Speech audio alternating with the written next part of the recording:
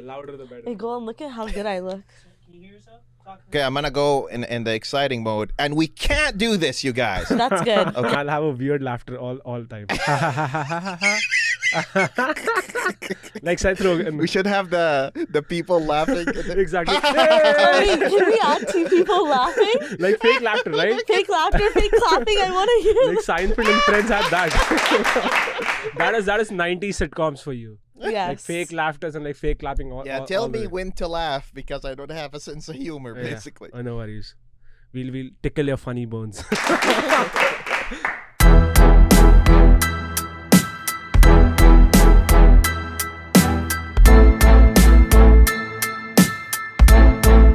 But doesn't this feel weird, like when you put the headphones on and you listen to your own voice all together?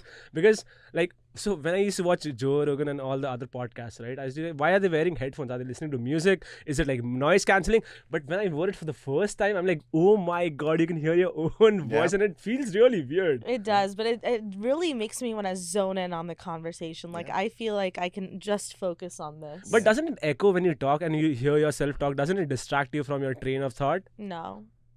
Blake, we are rolling, right? Awesome. So, welcome people. Welcome to Golan's Garage. I hope you all are doing great. This is a podcast where we talk about facts and feelings and try to have a well-rounded conversation on each and every topic. You must be wondering who's the pretty lady next to me. She's my co-host, Mehak Huda. Mehak, I have an introduction for you. So, do you want me to introduce you or do you want to introduce yourself? Well, I want to see how you introduce yourself. Okay. Go for it. Okay, so Yikes. this lady out here is one of the most baller girls I know in Seattle.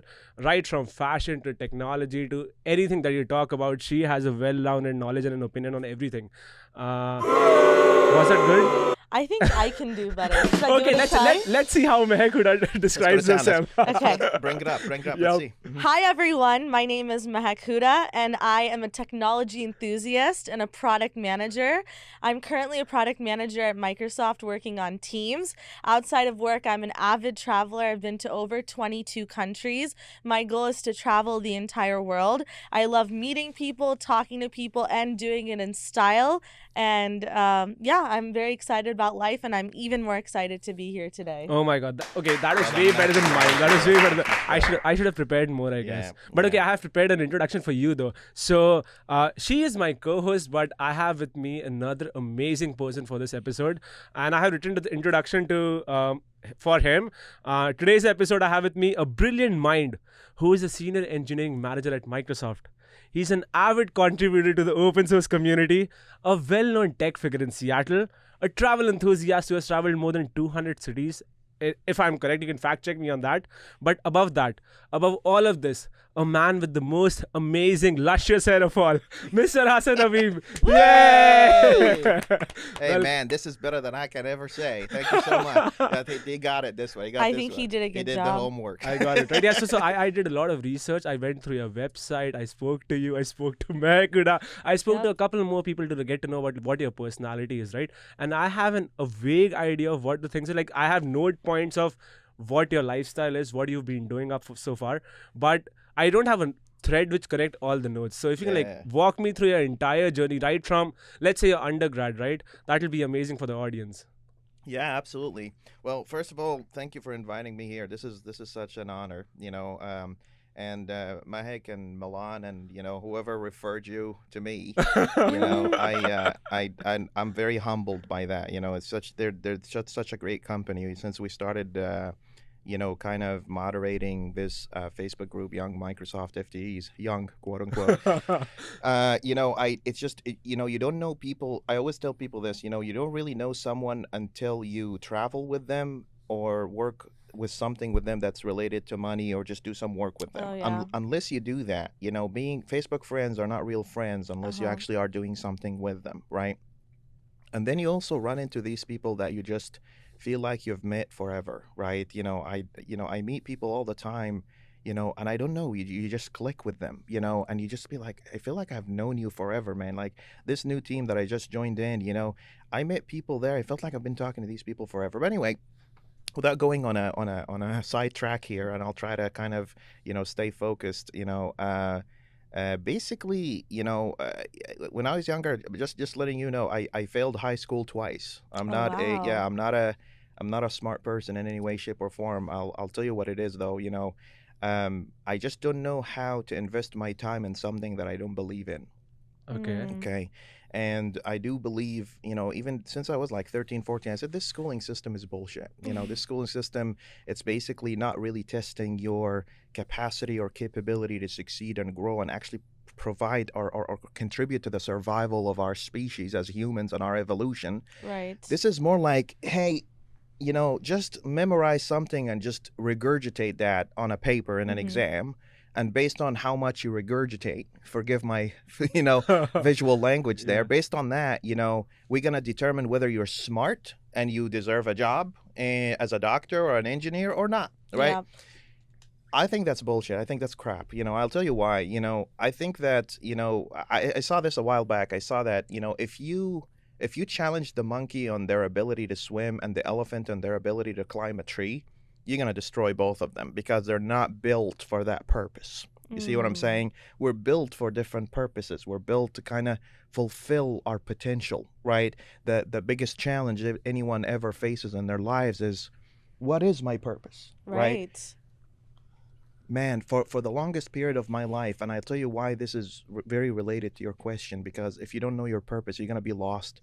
I've seen people in their 60s, 70s, and they still don't know, what am I here for? What am I doing, right? What's my potential, right?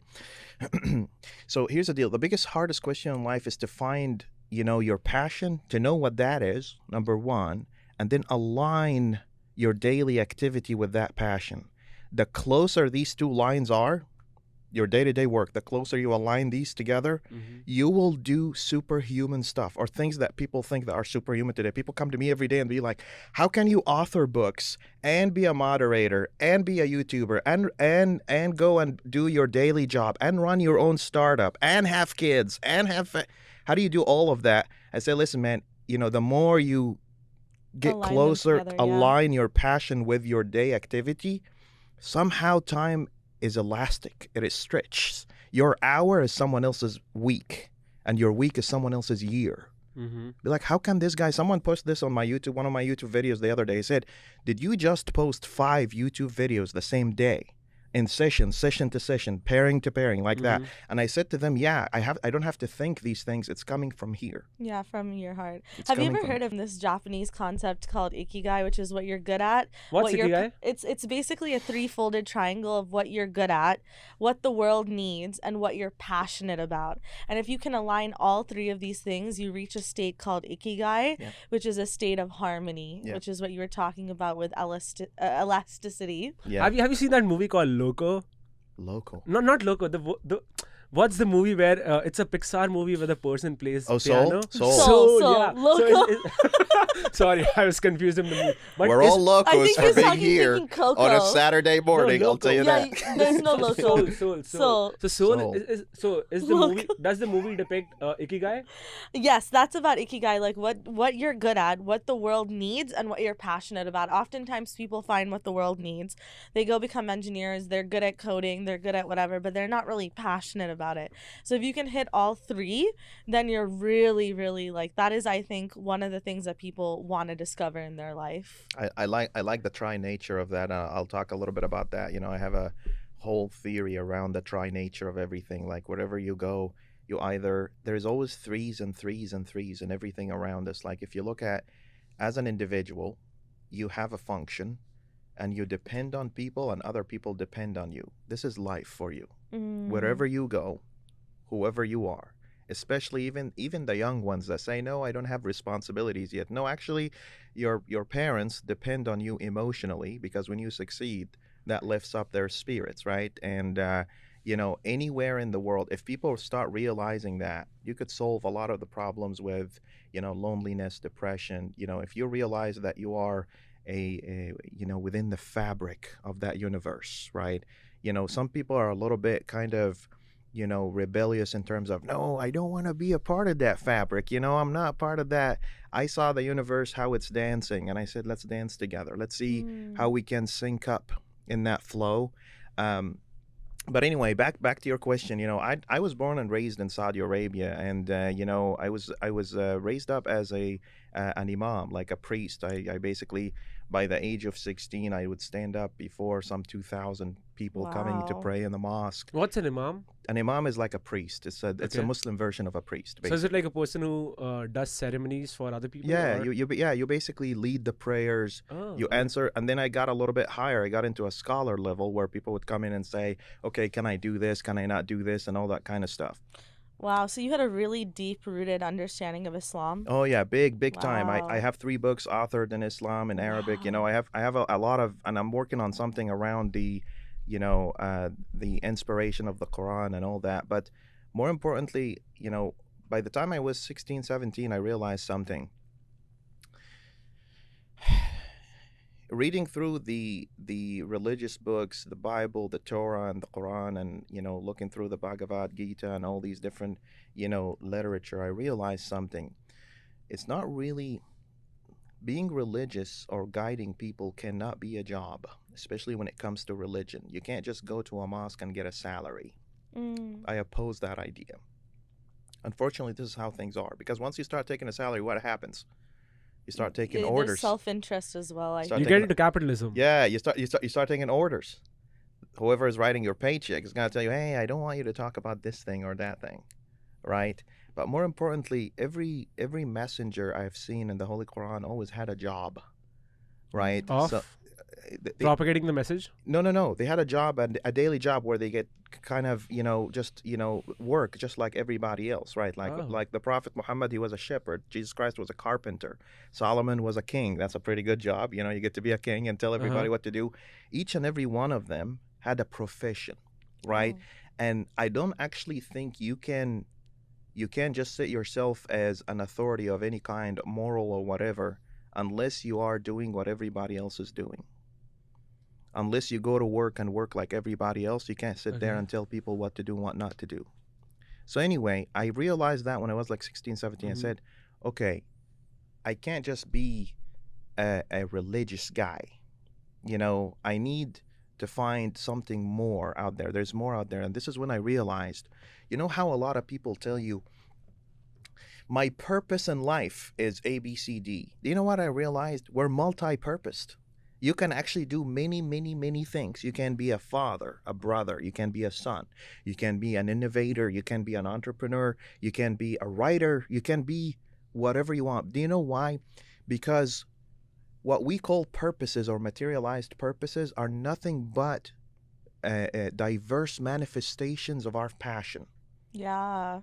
But being a dad, being an innovator, being a software developer per se, right? Those are not purposes. Purposes is like what you want to do and like how you want to leave a legacy, right? Or They're am I wrong? Not to me. Okay. And I'll tell you why. So define purpose for you. Yeah, I don't have kids because my purpose is to have kids and brag about how many kids I have. I have kids because I think our world could use good human beings that can contribute to the survival of our And species. society, If we stop having kids, we're not gonna have humans, right? In fact, Exactly. actually, I read something really interesting. They say by the year 2030, the population of the world's gonna start declining. Yeah. Mm. That's Which is true. very interesting, right? Yeah. So there's that. I don't practice software engineering for software engineering. Software engineering just happens to be how I express my solutions to certain problems. Someone asked, one of my dearest friends, if you're watching, I love you to death, Josh McCall, someone asked him this the other day. I think it was our manager or something. He said, "What do you think about Hassan?" He said, "Hassan is not a software engineer. Hassan's a problem solver who uses engineering as a hammer to fix the problem," right? Because, and I want you guys to kind of hear me out on this one, because this is really important. This is for all the engineers and everybody watching us, in the process. If I was born 500 years ago, people would call me a mathematician because I'd be using math to solve problems. Now roll back another 500 years before that, I'd probably be using philosophy. So engineering just happens to be the tool in the day and age that we're in, where we can use it to propagate impact. Correct. Today, Solve problems, if you're a software engineer today, you're in everyone's pocket. You're on everyone's PC. You're even in the refrigerator, you know, Exactly. shout out to, you know, Goyle from the Silicon Valley. I don't Yeah. know, a foil or Silicon Valley. yeah, It's Silicon Valley amazing. guy. I love that guy. That guy is, you know, if you haven't watched that show, The Silicon Valley, It's please do. amazing. It's some of I the haven't watched it. Oh, You have please to. I need to You watch have it. to. really important. They have PMs there, Yeah. definitely.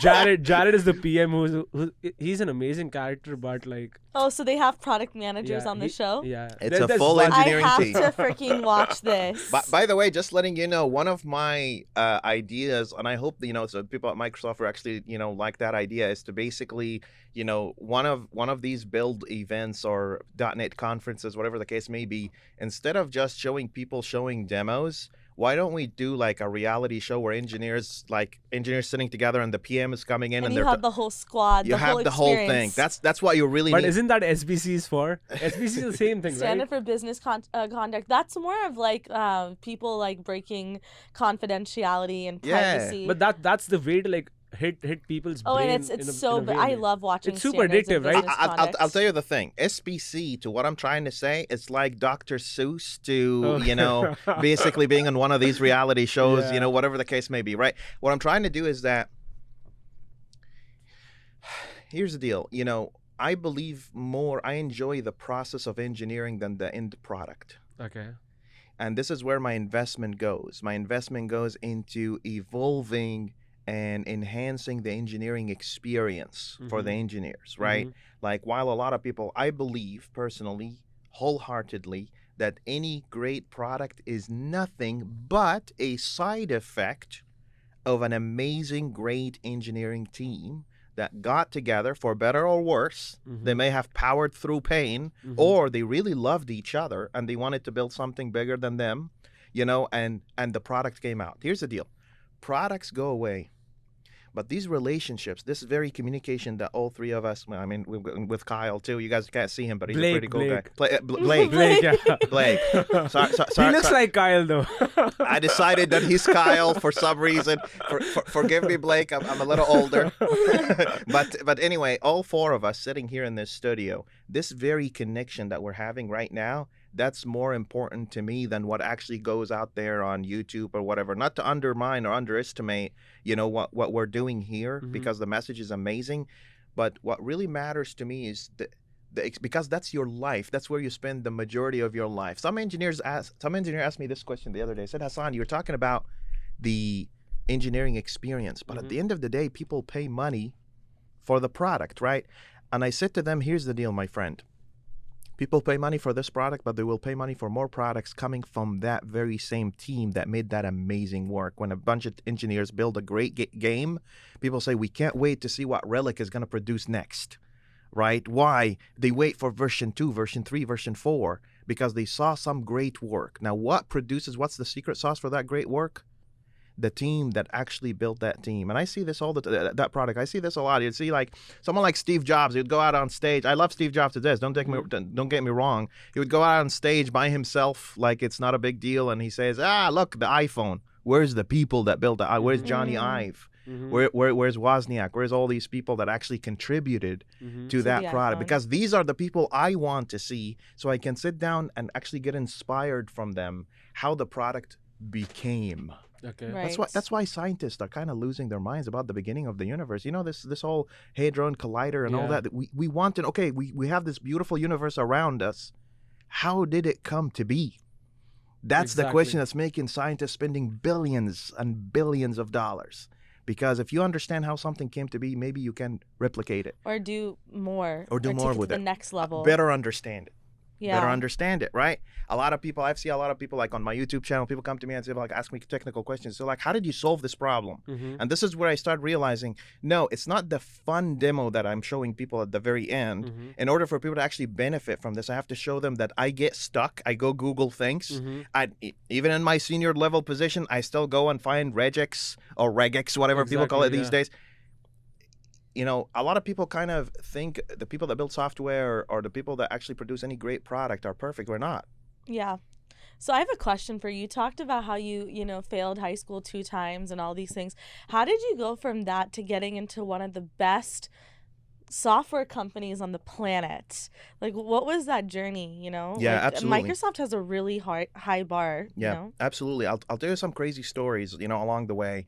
So I had the conversation with my mom, and she said to me, "Son, I know you don't like school. I know you don't believe in this system, but this is a step you can take. You can repurpose that step that you really hate so much, so you can go to the next level."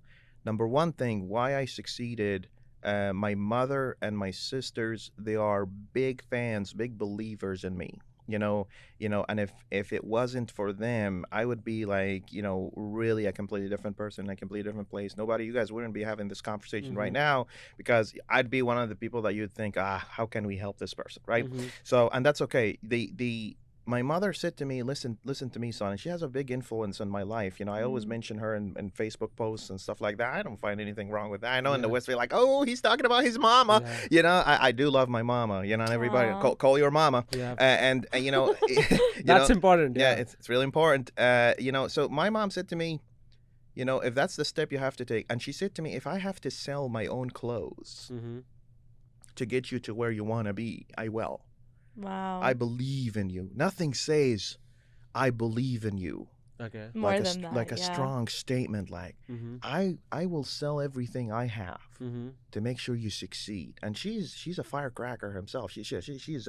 My mom is a believer. When she was 16 years old, her dad died. Her uncles took all their heritage, and she was alone with 9 other brothers and sisters, and she had to afford for them. You guys know what she did?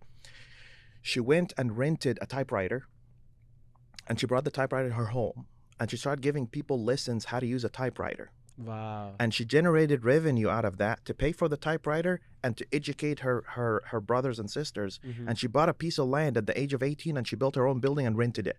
Wow, 18 years old. That is amazing. 18 years old. I am just the tip of the ice. I'm nothing compared to that amazing woman, and her belief and her faith and just that conviction. Yeah, oh right? my Lord. She's she's like I'm like a little candle compared to the sun. Okay. That's faith and belief. Every single night, I have 5 brothers and sisters. Every single night, she would sit with each and every one of us and study with us. Wow. And help us with our homework, help us with our, schooling, draw a map, do mathematical equations, study history and geography. Amazing beacon of power. Wow. So you're the son of a son. So your mom also grew up in Saudi Arabia. How did she end up getting so educated? Yeah. So my mom is Egyptian. She grew up in Egypt. My father's heritage goes all the way back to Turkey. I'm a very interesting mutt of people. And my dad chose that we go to Saudi Arabia because it's a conservative society, and I want my kids to know, our faith and all that kind of stuff. But she came to Saudi Arabia with my dad. They got married, and she came to Saudi Arabia with my dad. So she was working as a teacher, and he was working as a chemist, like does chemistry stuff. She basically coming to Saudi Arabia, her main goal is to basically believe in herself and make us better than she could ever be in her day and time. Okay. And one of the things that she really loved was she knew the future holds more, and she prepared us for that. She said, I need to prepare you with degrees. I need to prepare you with open-mindedness, and I need to prepare you to take on the world and be able to go out there so you can make me proud. Okay. Because that's the language our parents understood at a point in time. They didn't think like, oh, go make the world a better place, or, go and make me proud. The next step to that is to go and say, my son is, a professor in college or an engineer at Microsoft, and he's going out there and helping the world. And this is her prayers every night. I have talk to your mama, talk to her every night. And she always says that. She said, I hope that God opens up the doors for you and wraps up people's hearts around yours. Wow. That's people powerful. Would love you. Yeah. And sometimes I'd come down, I'd be like beat up, something happens at work or whatever. And I say, I feel like, I've done wrong, whatever. She said to me, son, if you believe in something, some people are going to hate you. Yeah.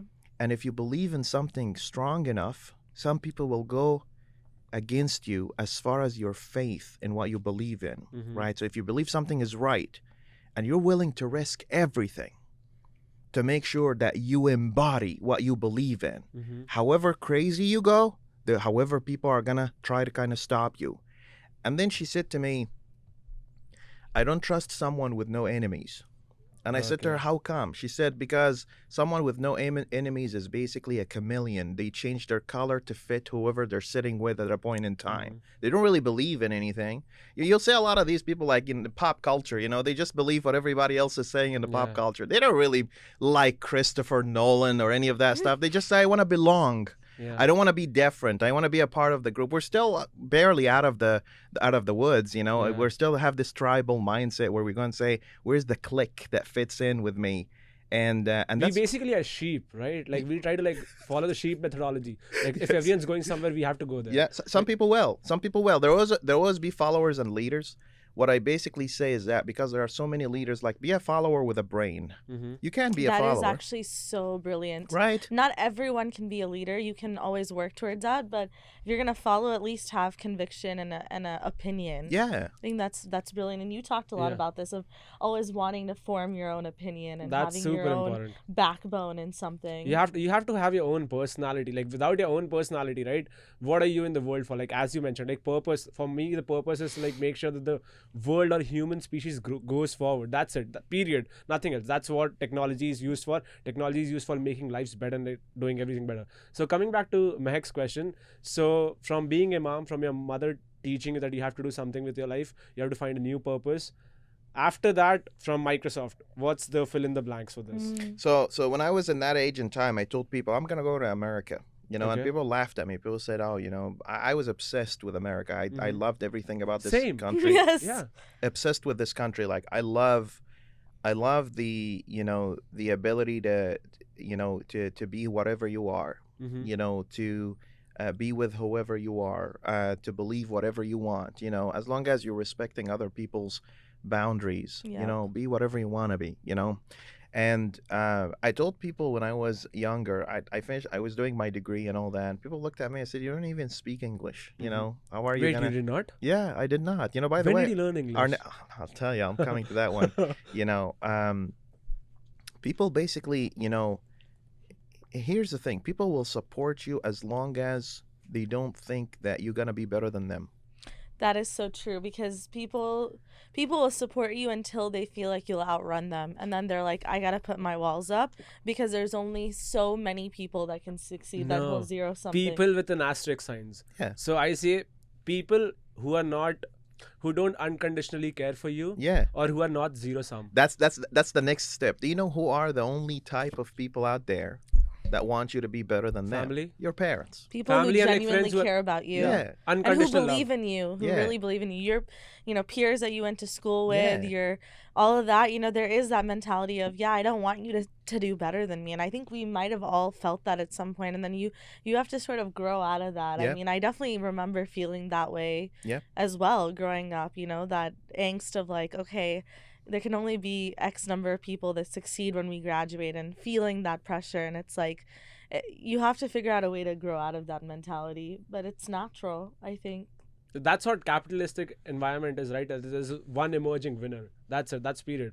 Amongst a pool of many candidates, that's what fuels competition, right? That is what propagates or fuels competition between people.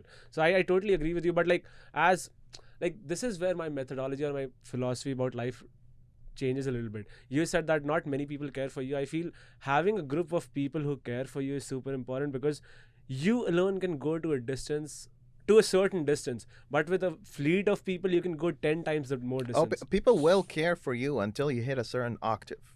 Until you say a certain octave, people will either say, this is out of my field, so good luck, right? Or you'll start feeling that. So here's the thing: when you grow up in a certain field, people around you start becoming less and less in terms of support until you feel like you're alone, and there is a reason for that. Because what you end up doing, if you find your full purpose, what you end up doing, and I think this is true and stands very true, we are not meant to be people with the same titles and the same professions. If we actually fulfill our potential, each and every one of us, everywhere in the world, will be doing something completely and utterly different than the other. But today we are in this meat factory that we call the enterprise, right? Where we just go to school, get the stamp, get to work, die. And I find that to be quite interesting, you know, in terms of there is more to you. I guess the message here is that there's more to you, more than what you think you do today, right? You can do more. I was just sitting with this girl the other day, and she came to me and she said, "Hey, I saw your Facebook post. How do you do all these things, you know, in your life? I need to understand." And this is basically what I said to her, back to our conversation earlier. If you align your passion with your day work, and then you realize that your passion and purpose can manifest in terms of different things, can be authoring books and YouTube, you know, and doing day work and all that. If you do that, you will be at a very good place where time becomes elastic. Your hour becomes someone else's week. You know, if I tell you guys how many times people ask me that question, how do you find time for that? By the way, everyone knows, like, between 4 p.m. and 9 p.m. every work day, I just shut down everything. And I just sit down with my family. Oh, just family? Just sit down with my kids. Oh, wow. Nice. You know, and people are like, how do you do that? And what I say is that if you bake in passion in the minute, in the second, what's going to happen is that this second is going to be worth hours of someone else's time. But it doesn't matter. It doesn't matter. Let me ask you this question. If I tell you guys, I'm going to give you every day $84,000 every day. $84,000, and you need to spend these $84,000 before the end of the day, because next day I'm going to take away whatever is left and give you another $84,000. What would you do with these other $84,000? I'll spend it all. You'll spend it all. Well, Yes. you'll find the best thing to do. I'll put it in the stock market. You'll put it in the stock market. so that it grows. I'll buy Bitcoin. You'll buy Bitcoin, Shiba Inu. Ethereum, Shiba Inu. Dogecoin. Doji. Now, what if I tell you that each and every one of us have something more precious than $84,000 every day? You have 84,000 seconds. Yeah. Wow. Okay. Wait, you I didn't know- see that connection. I thought Wait, he you was did going not to know say there are 24 84,000 hours. seconds in a day? No, I didn't know the conversion. It's just a guess. meme that I Yeah, posted the other it's a day. meme, But anyway, the point here is, what I'm trying to say is that time is so precious, and, you know, be very, you know, unfortunately, the people who are aware of time, they think that being time cognizant, meaning that you're not supposed to have fun. And that's another problem. So the people that are having fun, playing video games, seeing friends, hanging out with people, nice people like this, you know, including you, Blake. I was just gonna say, God, I need to stop. I love you, man. So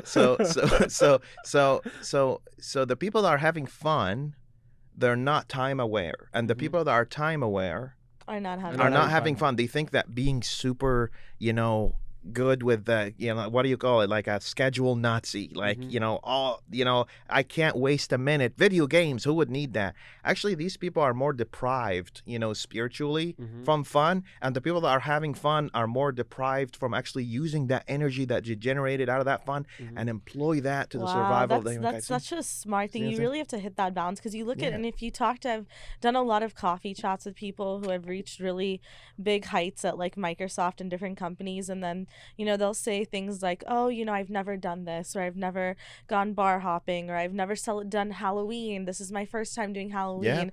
I was just talking to someone who had told me this, and I was just like, wow, you know, you have people on both spectrums, other people who are all about having fun and they don't know how to convert that, and people who are so focused that they haven't lived life. No, but maybe that is not their idea of fun. Fun is an abstract concept which can be like, for example, bar hopping can be fun for some people, but not for people who are like for the person you're talking about, right? Maybe he did not see bar hopping as fun. That's why he did not. Or they reprogrammed themselves to not have fun. I think he wanted to, but he just never They were did told it. bad, Too busy don't do working. it, taboo. Don't have fun. If you have fun, the other kid, next door neighbor, is gonna be better than you. And then what happened? It created a shell of a human being. And I'm not pointing at everyone in specific, but a shell. You sit with them, they just can't have fun. They can't. Like, you see them sitting at the Bahamas, or, you know, sitting in a very fancy place in a fancy restaurant, but they're unable to take it in because they already severed the limb, the spiritual limb that actually enjoys life. So you see them sitting at the Bahamas, and there's this beautiful view in front of them. They're on the phone. Oh my God, did I get an email? Did they make the order happen? They're not able to enjoy life. They reprogrammed themselves to not be fun people. They devolved into being machinery. But that's what I'm saying, right? So idea of fun for, I'm assuming for us three, is like doing something not work like. But for people who are super passionate about work, for example, if you take like, I'm a big fan of Elon Musk, right? Uh-huh. If you ever look at all of his interviews, all he does is work, and he never complains. That's not true. I love the guy too. He's depressed, but he does not complain. He's depressed. He just Depressing works himself, sometimes, but he's just depressed. So let me tell you something about. He's awesome. So a couple of things for you about Elon. He has 7 kids. Yeah. He has 7 kids. If you look at actually his personal life, he hangs out with his kids all the time and all that.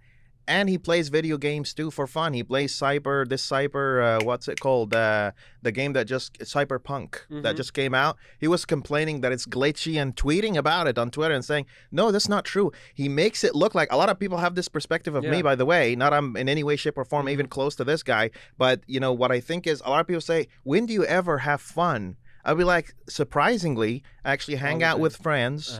I actually have my kids. I play video games. I love video games. If there's a video game console out there that I don't know about, just let me know. I'm gonna get it.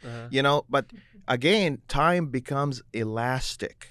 Time is relative. Let me tell you guys a scientific story, just for you. You're gonna find this very interesting. So three scientists, they said, let's find out if time is the same everywhere, right? So one of them, they used a quantum clock. You can fact check me, whatever. So one of them stayed here in the U.S. with that clock, and one of them went east, and the other went west. And then they met each other again with an airplane in the same point. The reading on these clocks give completely different readings. One of them was 2 minutes ahead, one of them was 2 minutes behind.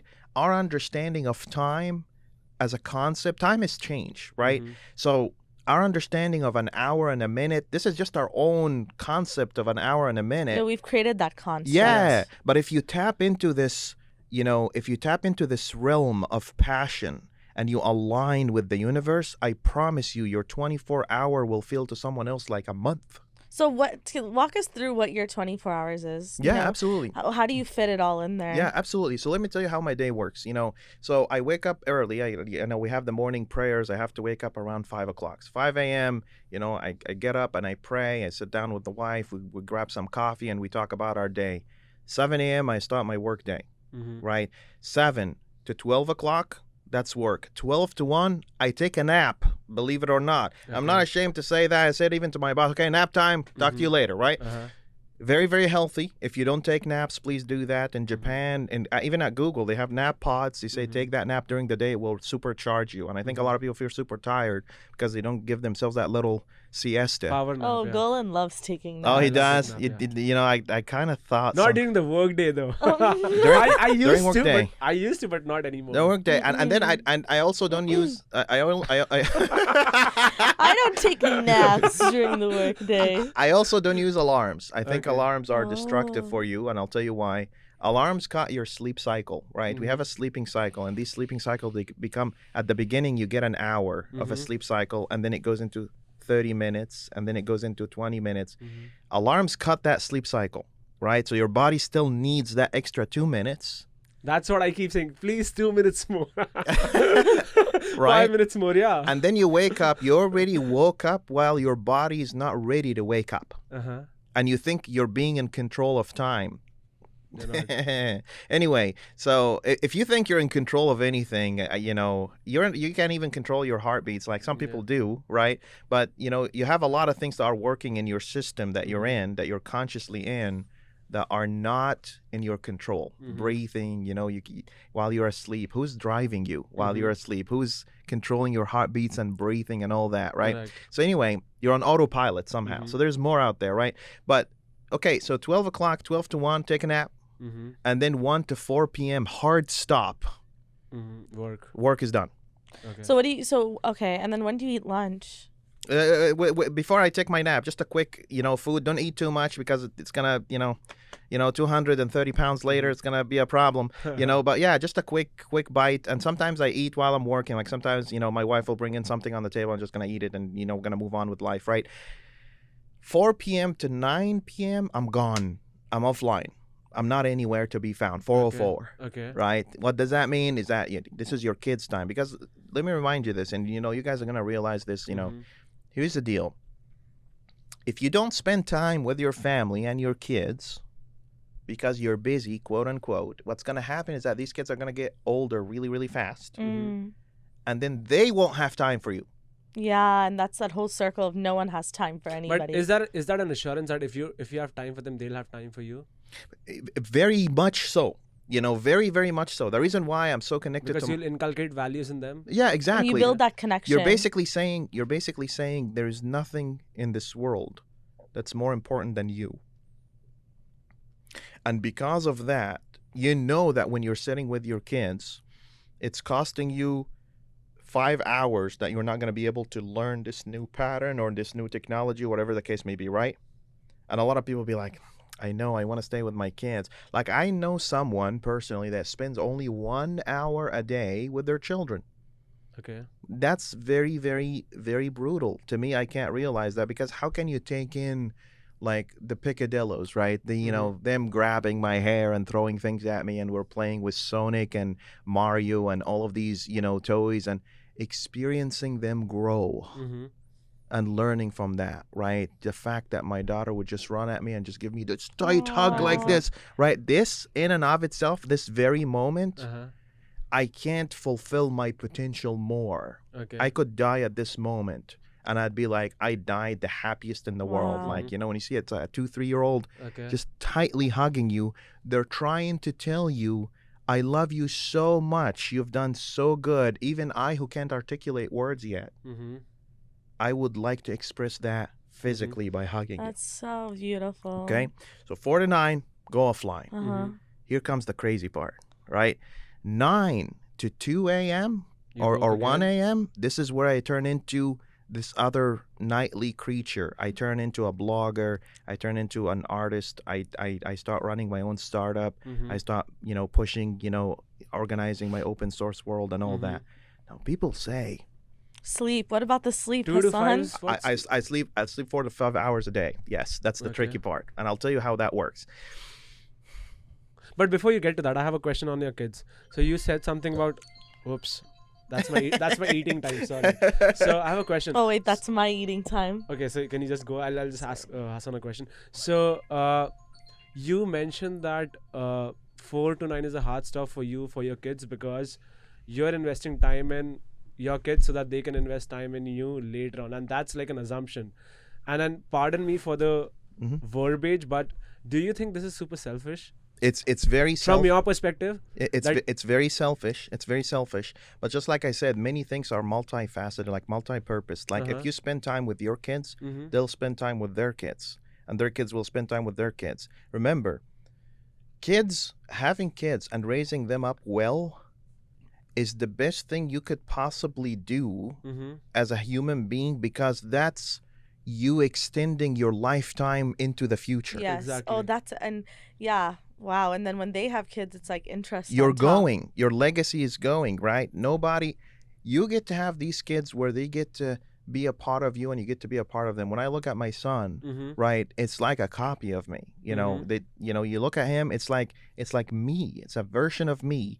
My acts, my how he laughs, how he plays with his toys. He breaks his toys just like I was doing when I was younger. 1995 is happening in front of me right now. My son breaking the toy and pulling out the little motor, and trying to hook it up to a battery.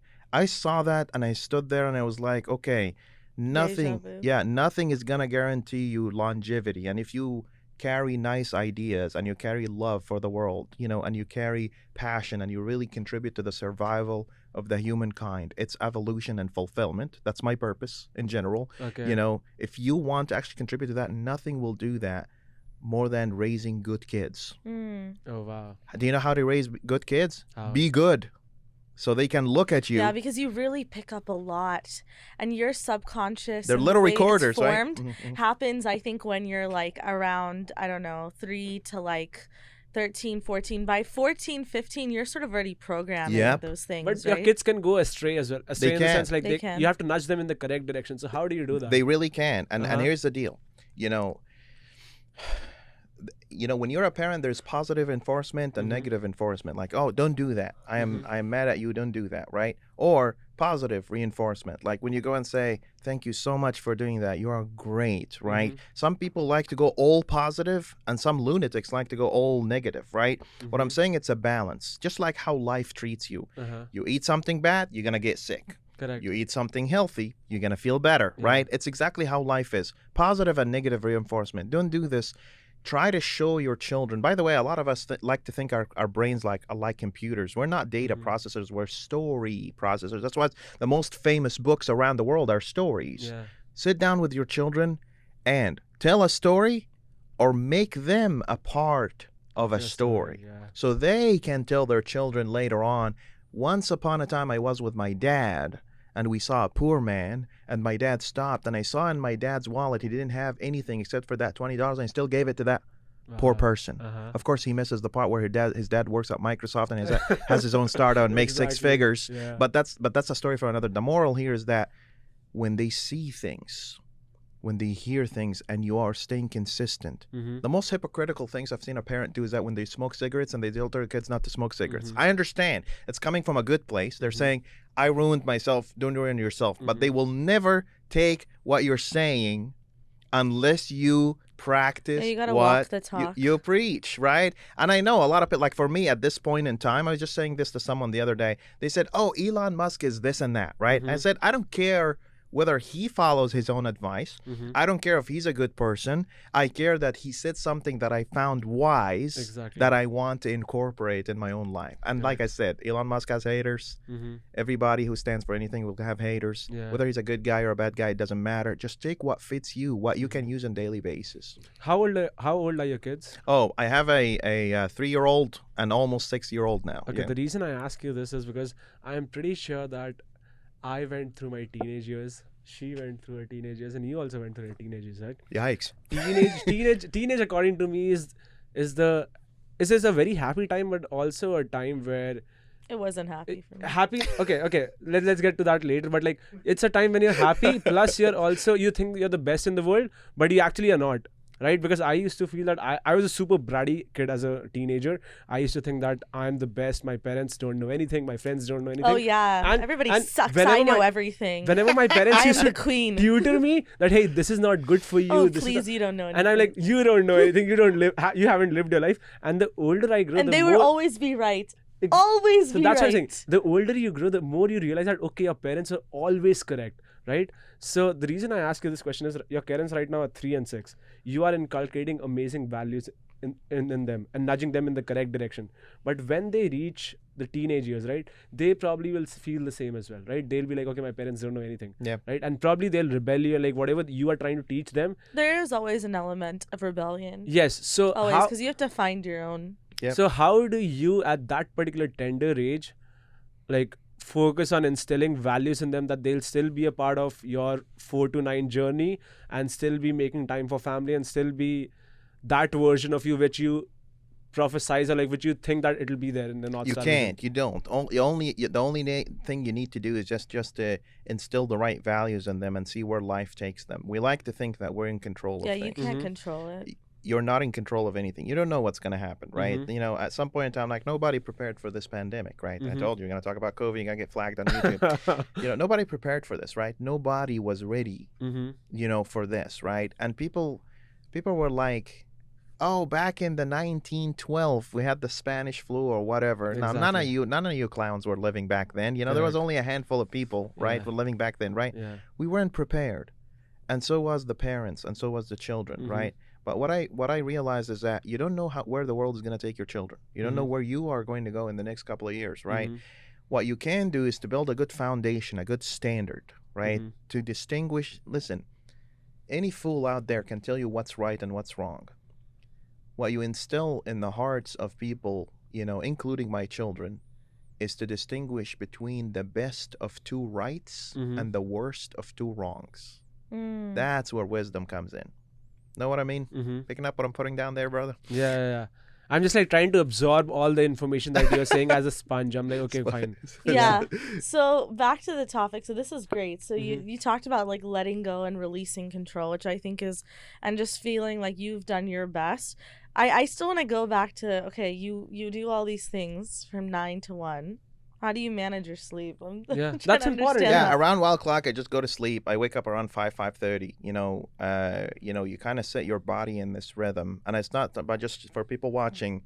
Do not try this unless you do what I just said right now. You start to set the rhythm for yourself. I used to sleep 12 hours. I like to sleep 10, 12 hours. I love sleep, right? 12 hours, and then 12 went to 10. There was a point in time where people said, this guy's a lazy ass. He just sleeps a lot. Right. But what I basically started to realize is that your body is such a programmable organism. It's amazingly programmable. As you see, people kind of break, Guinness records. They lift the heaviest weights, they run the fastest tracks and all that kind of stuff. I think you also can program your body slowly but surely to kind of adapt and be able to exist within little sleep. Some really crazy people around the world, you'd see. I know that there's some really, really smart people would sleep 3-4 hours a day, 5 hours a day, but you will never be able to achieve that until you reach alignment between passion and purpose. Okay. Right? What you do every day. I wake up excited, even at this very moment. If I was a dog, you would have my tail, shaking behind me. Why? I am embracing you. I'm taking all of you, including you, Blake. I'm taking you all in as part of my existence at this very moment in time, right? And then I'm being excited about the energy that's being generated while we're in this room, right?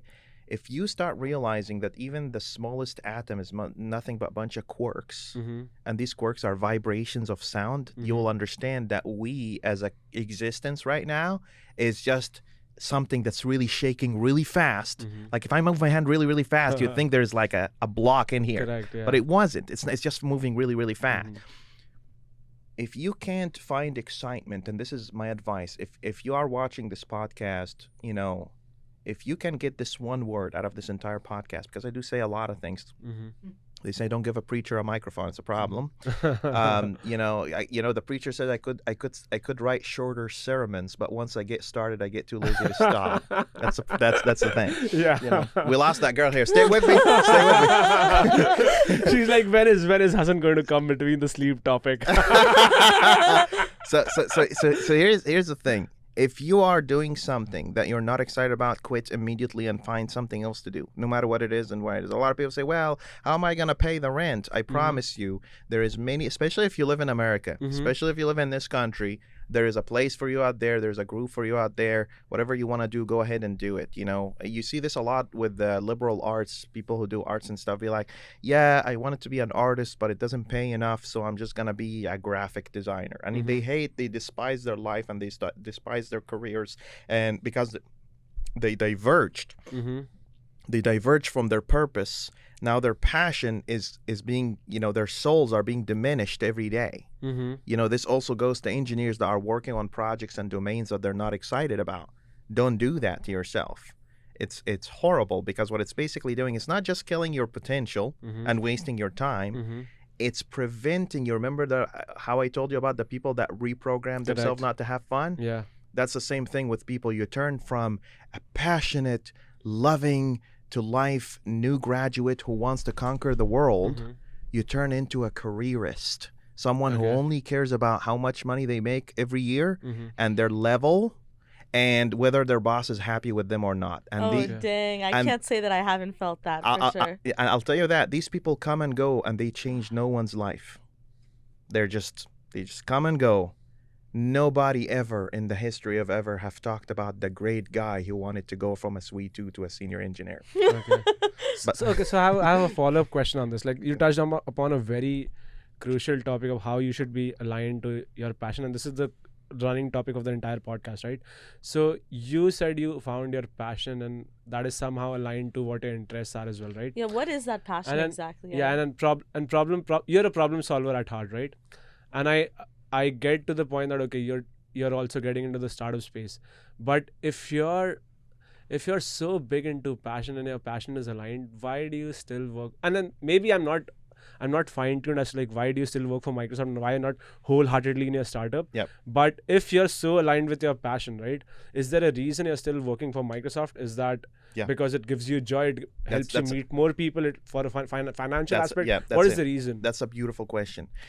When people ask me that question, I tell them Microsoft for me is a social club. When you own a startup, the people that work with you, who think that they work for you, but they actually work with you, they start treating you differently, right? It's a little isolating, I can assume. It's very isolating. Is it? It's I mean, very if you're just isolating. like one or two people Like how, working. I'll tell you, you're not- the ones doing the books. You're the one making the decisions. You're the one doing everything, right? You don't necessarily interact with people that are above you or your level anymore because you're at the top of the chain.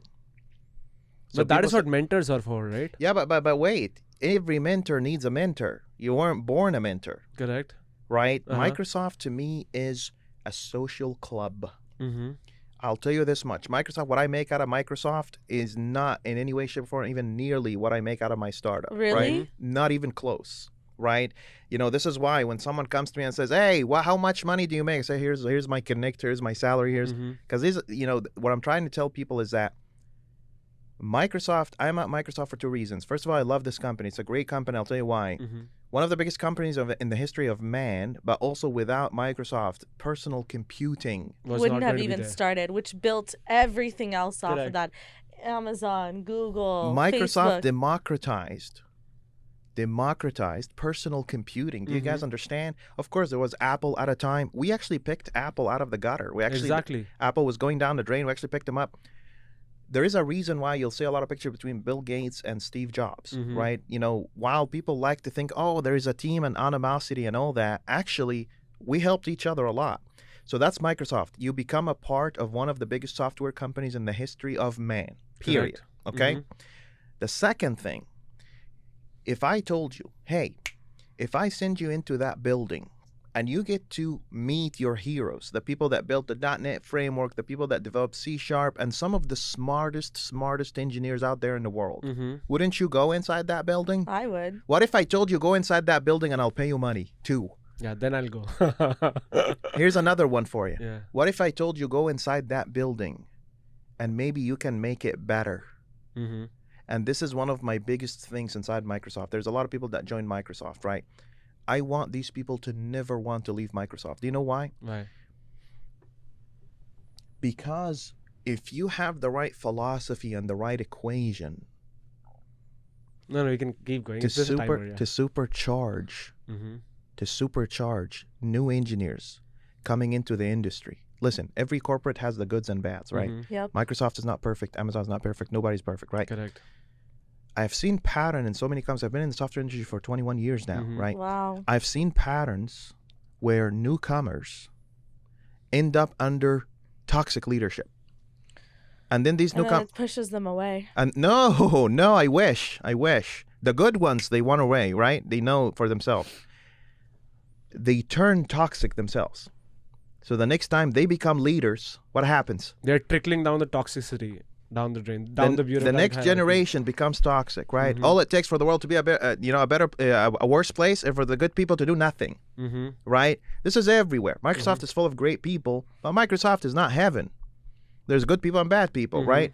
I go into Microsoft to inject kindness, comedy, really, jokes, laughs, cracks, just not cracks with drugs, crack laughs, comedy, love, and passion, and smarts. Yeah. People say to me, Hassan, you're a software engineering manager.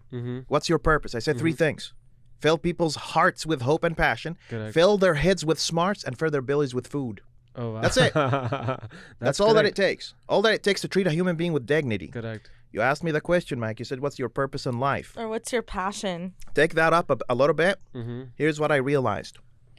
I realized there's this greater goal that everyone should go to, the North Star, right? That's what PMs call it. Yeah. North Stars. That's the buzzword. By the North way- Star vision. By the way, that very meeting that we're having right now, it Mm-hmm. shows how open-minded I am because I'm a software engineer having a meeting with PMs. Yeah. By the way, Golan is okay. a software engineer. Quote unquote, I'm an aspiring PM. Okay. I want to Golan be is a PM, but a I'm a developer in at heart as software well. development engineer. And do you know what my story is? Like, how did I get into software development? I was in my first grade, and we did not have computers in my home. So in my high school, there were like computer PCs, like big white blocks of like machinery over there. And my computer science teacher gave me a line of code to write. And do you know a language called Logo? Logo, yeah. Yeah. So I wrote like 10 lines in Logo. That's and it. I You made fell in love. I made an animation. I'm like, wait, what? English language can create animation on a screen, and that is what So do you attracted. both love coding? Oh, yeah, of course. Yeah. Do you love coding, Golan? It's how you mirror your thoughts, right? So the thing is, I used to love coding, but now I like coding. He dropped off. Yeah, I like coding because right now I felt that He's a falling angel. I'm a falling angel because I feel that what I can do, that my skill sets are like better aligned with something else. And that's one of the reasons why I like coding now. I used to love coding when I was in high school and like in college, but now I like coding. You're And purposing it, basically. I'm purposing it, and I want to like create. I want to be aligned with like what my visions are with and your passions passion, are. and I think your passion is truly with the product side of things. My passion is storytelling, as he mentioned, right? At 80, when I'm sitting on a porch on a beach, I want to be a storyteller. And the best storyteller in the world. And that's one of the reasons why I started podcasting as well. I want to learn about every person's journey in life as well. And that's one of the reasons why all the you things. should go into journalism. I love that I guy. might. He turned his need to learn into he materialized it I have So to. here we are into today. a podcast. See, I See, like this you is a you're lot. following Hassan's. So I have a question for you. Like, in this entire conversation, before this, I just like spoke to you on Messenger, right? I just realized that you're super philosophical, and you started off with the fact that you were an imam and you were religious as well, and you're in a technological domain.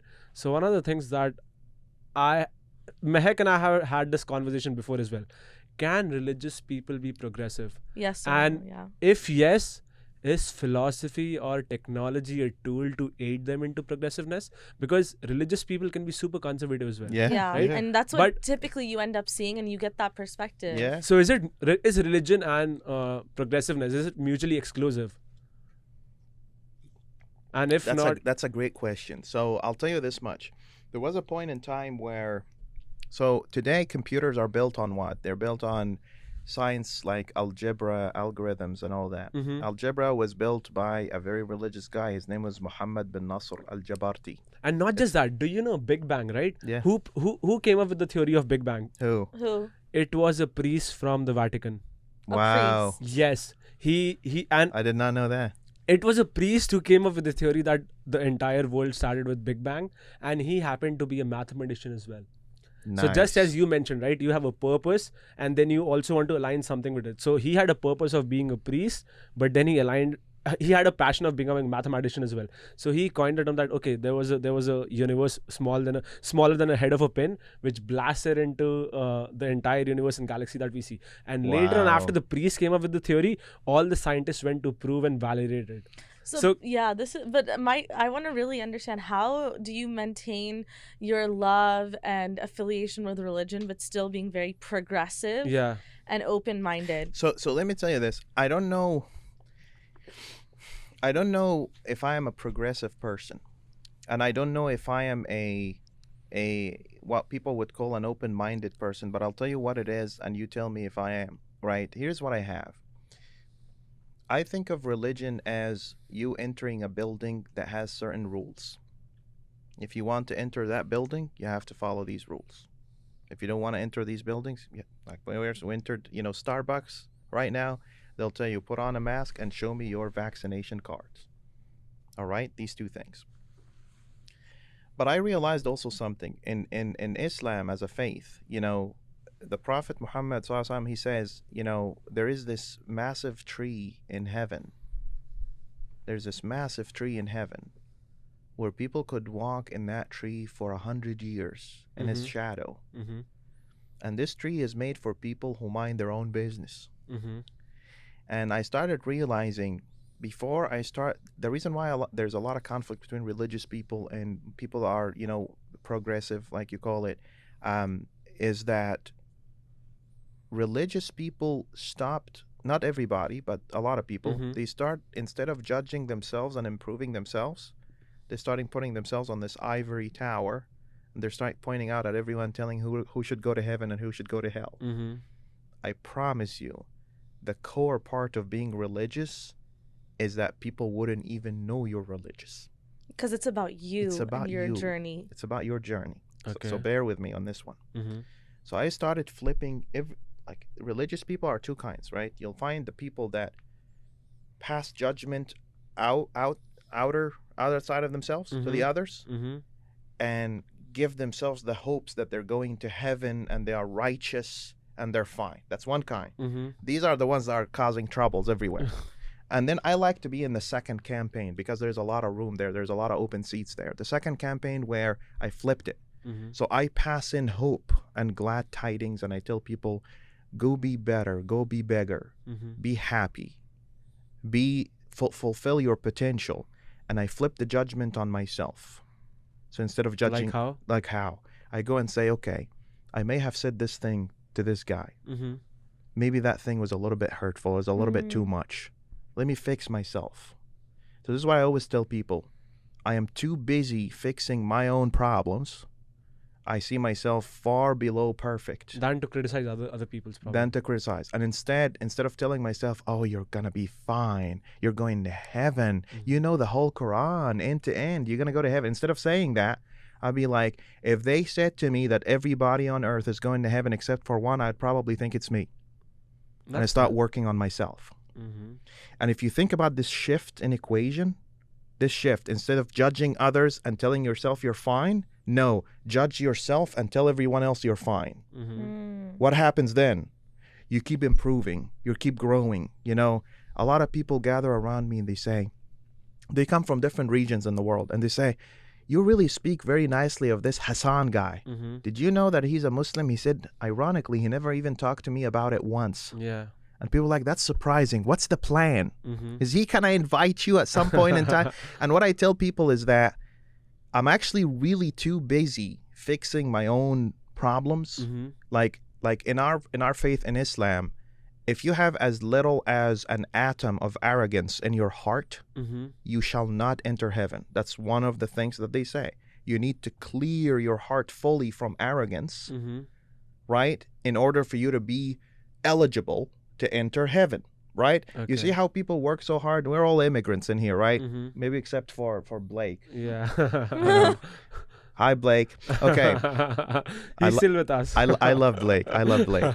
So you know how people work really hard to get that green card or the citizenship and all that? Correct. I am trying to focus that energy into getting the visa to enter heaven. And in order for me to enter heaven, I can't have arrogance. Do you know what arrogance is? Denying the truth and thinking little of anyone. Correct. You should not. Okay, that's interesting. So if you don't want to like get into the cycle of belittling others or like thinking low of someone else, but the whole point of being a manager, right, in a technological company, you have to grade people in like for a very small use case. Say a reward session comes in. Yeah. That's when you have to like grade people and critique them, right? So how does that fit into what your ideology is right now? And maybe we're taking it too literally. Yeah, maybe that's I am. You're right. Maybe that's a very exception of a case. No, it's not. And then how do you hand such nuanced situations into what your ideology is and what your main purpose or what your North Star vision, as you mentioned, right, is? Here's how I stopped the judgmental being a senior engineering manager. I created an engineering standard. Okay. And I said, here's the best practices that engineers could follow, and here is your impact can be measured based on the components that you deliver. So you deliver integration piece, business logic piece, and UI piece. And I put myself in that very system. Okay? So now I tell people, hey, let's look at your contribution throughout the year. These are your contribution, and let's measure those contributions against that standard. Okay. And then the very conversation, I tell them, and here is my by the way, I am one manager actually writes code with his team. So I'm not just sitting there. You actually write code? I actually write code. I pair with them, Wow. And that was a little bit surprising to some people, but what I basically tell people is that You know, if I can't ask you to do something I wouldn't do myself. Yeah. Makes sense. So you actually write a bit of code? Absolutely. 40% of my time. Code. Wow. 40%. And rest 60 is people management? People management. You know, that's, you know, once you start setting people on the right track, and I'm very lucky. Like, I work at payee management, the payouts at Microsoft. I have some of the best teams I've ever worked with. They already love each other. They already care about each other. So that part of management, I don't have to worry about. You know what's the part I only worry about? What? Is to go and say, hey, you know, it seems like you didn't have a chance to work on integration enough, API integration. Invest a little bit more so we can kind of have a good story to tell about you at the end of the day. And hey, here's my profile too. What do you think? So while I'm telling the person, hey, you need to work on that part, I flip the screen. I say, hey, what do you think I should work on? Okay, makes sense. But I still have like, I admire a ideology, but I have this battling thought in my head right now. Does this ideology of yours of like not belittling people and like not holding them up to standards, does that equate to shrewd economic success? And when I say shrewd economic success, right, look at Bill Gates. He was a very shrewd and a fierce businessman. That's why he was able to create an empire so Even big. Steve Jobs, right? And for some cases, let's say Mark Zuckerberg as well, right? He's also a shrewd businessman. Only shrewd people have seen as of now great economic success, right? So do you think being you can either be super economically successful or you can be spiritually successful? That's not true. I think that you can find the balance between the two, and I'll tell you why. Can you name one like I cannot name a single person. I can't either. And but why then? Yeah, I can't because I was thinking of, you know, I'm trying to think of, Dalai like, any Lama. I was thinking exactly. of He's Mother not Teresa, but they didn't do any economical. Do you know why? Do you know why we can't name anyone? Because Why? the ones that are doing that are not famous, because the people are only measuring people based on money, not based on their spiritual and social impact. That's why I bifurcated, like economic success was just spiritual success. Actually, right? screw that. You know, there's someone I can name, Dan Bryce. Who is Dan Bryce? Dan Who's Bryce that? is the guy that said, you know, I'm gonna make he's the CEO of a company. He's here in Seattle, actually. Oh, really? And yeah, and if you can interview him, you will learn a lot from that guy. That guy actually, he basically, you heard of him, you just didn't know that you heard of him. He basically went and said, I am the CEO of this company. I make $1 million a year, right? What I'm gonna do is that I'm gonna make the minimum salary for everyone in my company $70,000 a year, and my salary will be equivalent to the minimum person in my company. Are you talking about total compensation or base salary? Total compensation. And where does rest of the revenue go? He split it, like people that used to do 30,000 and 40,000. He deducted his own salary from 1 million to 70,000, and he started spreading that money to kind of have the minimum salary 70,000. No, but where does the revenue go? Because the revenue has to go somewhere, right? In some bank. Back to the business. Back in the business. But business is owned by him, right? Right. He must have equity, so his net worth is way more. That's true. So your business... Right? He's right. No, he's right. This is a great point. I'm just like logically thinking. You're absolutely right. Here's what I think. I think his salary is his net profit that he's getting out of this, right? I don't know what he's doing with the rest of that money, but what I ask you to do is just go and research that guy, see what he's doing. Again, he's here in Seattle. By the way, all the news outlets, they made so much fun of him. This guy is this and that. He's a socialist and named him. But that's a very interesting thing, because like right now my evil brain is thinking, Evil. Okay, yeah, and the reason I say quote unquote evil is because if I'm a CEO, right, probably to save taxes, I'll do the same thing. I'll be like, hey, give me the minimum wage. And then I'll put all my... in a lower tax bracket. Why not? Yeah. And put rest of the money in my quote-unquote son's NGO or a son's non-profit or a daughter or something, so that no one comes to me. But he's not giving it to non-profit. He's giving it to his employees. So does all the revenue go to employees? I don't know. But I know... Okay, I have to research. What's his Please name again? Dan Bryce. Dan Bryce. Yeah. Yeah. He looks a lot like me, but it's not me. Does he have amazing hair? He has hair. He has the beard. He looks like Jesus. That's amazing. Awesome. One thing that I want to touch on with you guys, right? Is it's a very current event that happened. What are your thoughts on like Facebook's rebranding of Meta? Yeah. Because I have some thought. I think that they were completely dying. They were under the water with all the stuff that happened in January, with people going into, Capitol Hill and, causing chaos and causing ruckus. Jazz thing? not Chaz. Not Chaz. Then? The Capitol riots. Oh, the Capitol riots. and a Oh. lot the of that. Trump supporters. Oh. So I think they Yeah. are underwater, and I also think so. I think that they want to sort of get rid of all that bad press and changing the name and changing that sort of psychologically shifts the way people think about it. I think the second thing is Facebook is just more than Facebook. It's a hub of services. Yeah, Okay. but And now calling yeah. it Facebook gives you the thinking, oh, it's the blue app, right? But they have Uh-huh. so much under their umbrella that I think it doesn't Like even what? do itself justice. They have Oh, WhatsApp, WhatsApp. they have and- Instagram, they have Oculus. Oculus, they have Workday, Yep, yep. they have Reels, they have everything Yeah, they're else. trying to add a Okay. lot of things. Yeah. Marketplace, the jobs application, dating. They've gone They have into dating? every Yeah, industry. there's Facebook, dating now. Wait, really? Yeah, Yeah. and they wanted to take on LinkedIn. They wanted to do Facebook work, but it didn't They're take doing off. Facebook jobs, so you can Jobs. apply to jobs. Yep, So they're yep. literally going everywhere. Facebook has the power to monopolize the entire universe. They have your data. They can do anything. Facebook can true. go create an application for you to find doctors. Facebook can create an application for you to They have find everything. anything and everything. And their social graph Yeah. is their biggest power. So then why Meta? Yeah. By the way, and this is an unpopular opinion. Mm-hmm. Every company at any point in time, like when Google got so big, right? They weren't under fire of anything. Correct. And then they said, oh, we're going to be Alphabet, Mm-hmm. right? And because we have so many products under us, we got G Plus before they shut it down. It's just a step that every company takes in a particular direction. They know they're not stupid. Mark Zuckerberg is not stupid. Again, he created $1 trillion or whatever Correct. billion dollar company. This is just a step, where they go and say, okay, we have all these products. It's not Facebook anymore. We're going to take this in the next direction. And I think whether they were under fire, reputation-wise or not, Mm-hmm. Meta was going to happen one way or another. Every company does that.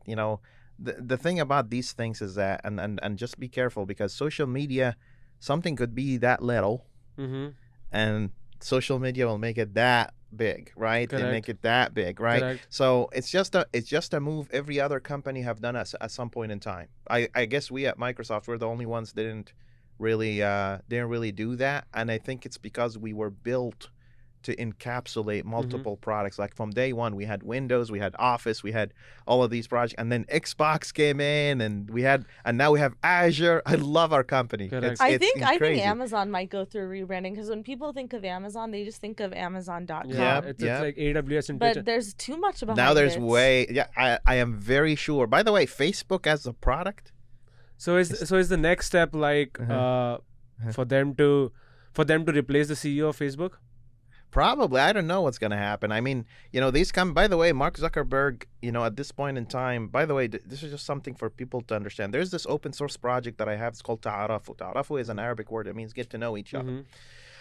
The goal of this project is to create open source, decentralized social media platform aiming to deproductize humanity. Today, we are products. We're going into this Facebook meat factory. Correct. Right, and it knows about you more than what you know about yourself. Like Mahik right now, just before the podcast started, right? You said, "Oh, let me try with blue, let me try with red, the colors behind." Right? Yeah. Facebook knows what color you would inevitably end up choosing. Oh yeah. Through my They know data. everything. Yeah. So they know you more than you know yourself, and that's very dangerous, okay? Now, all that data was fed into a big mainframe that has algorithms running in it, right?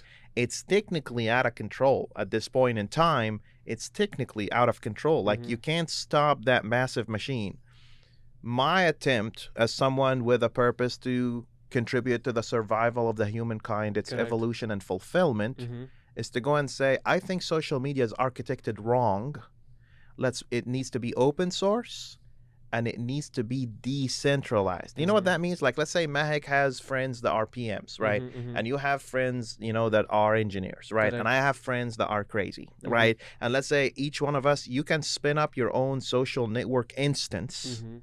And then we get to determine whether these groups want to be friends with each other. Are compatible or not? Yeah, if I want my group to be able to see your group and your group see my group, then we as admins, We agree to connect with each other. Do you know what that means? The outage that happened about a couple of weeks ago with Facebook going down for like 6 hours and a lot of businesses went down. Crazy. Do you know why is that? Because it's one box, the DNS, you The have networking got lost. right. But imagine if there's mahek.taarafu.com, that's your thing, right? And there's the crazies.com, and then there is the smartdudes.com, where completely different boxes living in completely different servers, and these boxes are talking to each other. That's how social media is supposed to look like.